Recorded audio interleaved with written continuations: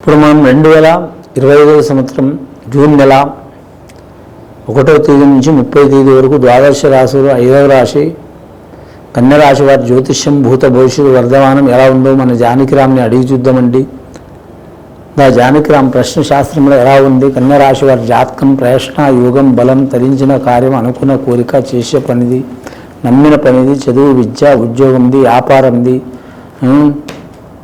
కష్టబలంది నిష్ఠుర బలంది ఉద్యోగ బలంది వ్యాపార బలంది చదువు బలంది కళ్యాణ బలంది సంసార బలంది కుటుంబ బలంది ఆరోగ్య యోగంది అనుకున్న కోరికది చేసే పనిది ఇల్లు జాగా భూమిది రియల్ ఎస్టేట్ రంగంది రాజకీయ రంగంది బిజినెస్ రంగంది స్టాక్ మార్కెట్ రంగంది ఇసుకదంతం ఏకదంతం అనేకదంతం యోగ బలంది కోరుకున్న యోగ బలంది లక్ష్మీకళ యోగ బలంది మునకళ యోగ బలంది చూడు.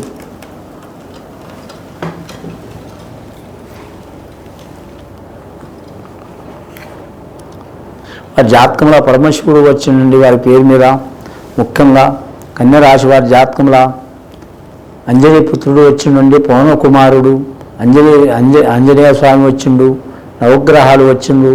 అలాగే వారి జాతకంలో చూడాలంటే షిరిడి సాయిబాబా వచ్చిండు. కన్య రాశి వారి జాతకంలో ఆదాయం 5 రూపాయలు ఉన్నదండి, ఖర్చు 5 రూపాయలు ఉన్నదండి.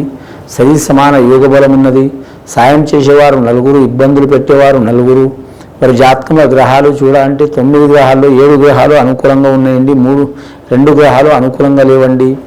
7 గ్రహాలు అనుకూలంగా ఉన్నాయంటే గురుగ్రహం అనుకూలం ఉన్నది. గురుగ్రహం అనుకూలంగా ఉన్నందువలన వారికి ఏదో రకంగా ధనం అందుతూనే ఉంటుంది. వ్యాపార పరంగా కావచ్చు, ఉద్యోగ పరంగా కావచ్చు, లేకుంటే పెద్దల ఆస్తి పరంగా కావచ్చు, లేదా వారి ఇచ్చిన సొమ్ము పరంగా కావచ్చు, లేదా ఏదైనా గిఫ్ట్ పరంగా కావచ్చు, ఉద్యోగ పరంగా కావచ్చు, భూమి పరంగా కావచ్చు, వ్యవసాయ పరంగా కావచ్చు, గుడ్డు గోద విషయం నుంచి కావచ్చు ధనం అందుతుంది. సంతానకారకుడు, సంసారకారకుడు, కుటుంబకారకుడు, ధనకారకుడు గురుడు అనుకూలంగా ఉంది కాబట్టి వారు ఎక్కడ పోయినా వారి పేరు ప్రఖ్యాతులు సంపాదించుకునే అవకాశం ఉంది. వారి జాతకంలో శత్రువుల్లో పోయినా మిత్రుల్లో పోయినా కలిసొచ్చే అవకాశం ఉంటుందండి. అలాగే వీరికి మాత్రం కేతుగ్రహం కూడా మంచిగా ఉంది. కేతుగ్రహం మంచిగా ఉన్నందువలన ఎక్కడ పోయినా వీరికి దైవం సహకారం ఉంటుందండి. దేవుడు కొందరు మాత్రం సంవత్సరాలు తరబడి కనబడ్డ రాయిని మొక్కుతూనే ఉంటారు, అయినా సరే వారికి మంచి జరగదండి. ఎప్పుడు ఇబ్బందులే ఉంటాయి, ఎప్పుడు దరిద్ర బాధనే ఉంటుంది. తినటానికి ఓసారి వీలు కూడా ఉండదు. అన్నం ఉన్నప్పుడు ఆకలేదు, ఆకలేసినప్పుడు ఇంత ముద్ద కూడా దిగదు. అలాగే 1 రూపాయి కూడా బరకత ఉండదు. వేలలో సంపాదిస్తే 1 రూపాయి కూడా నిలబడదు. ఇల్లు చూస్తే అడిగి చూస్తే ఇల్లుంటే అనిపిస్తుంది. దేశ దిమ్మర లెక్క తిరుగుతూనే ఉంటాడు.